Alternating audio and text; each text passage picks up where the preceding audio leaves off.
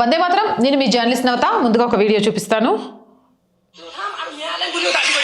গরু মানুহে যদি 1932 পৰা বড়ো আন্দোলন কৰি 35 লাখ মানুহে বড়োলেণ্ড দাবী কৰিব পাৰে, তেনেহ'লে 140 লাখ মিয়া মানুহে মিয়ালেণ্ডো দাবী কৰিব পাৰে।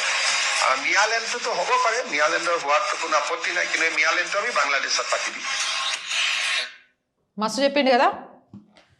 ఇది అస్సాంలో జరిగింది. అస్సాంలో బోడోలకు బోడాల్యాండ్ ఇచ్చినట్టుగా మాకు అంటే మియా ముస్లింలకు, ఈ మియా ముస్లింలు అంటే బంగ్లాదేశ్ నుంచి వచ్చిన వాళ్ళు, మియా ముస్లింలకు కూడా ప్రత్యేకంగా మియా ల్యాండ్ కావాలట.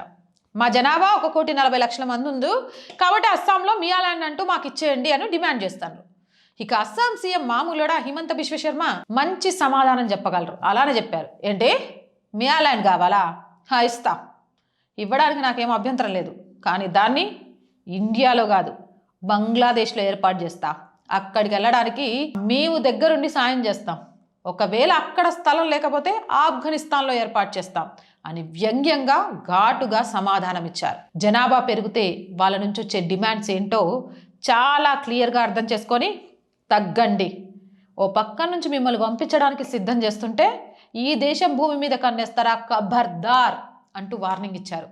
ఇక మనమే అర్థం చేసుకోవాలి, జనాభా పెరిగితే వాళ్ళ జనాభా పెరిగితే వచ్చే డిమాండ్స్ ప్రమాదాలు ఏంటి అనేది.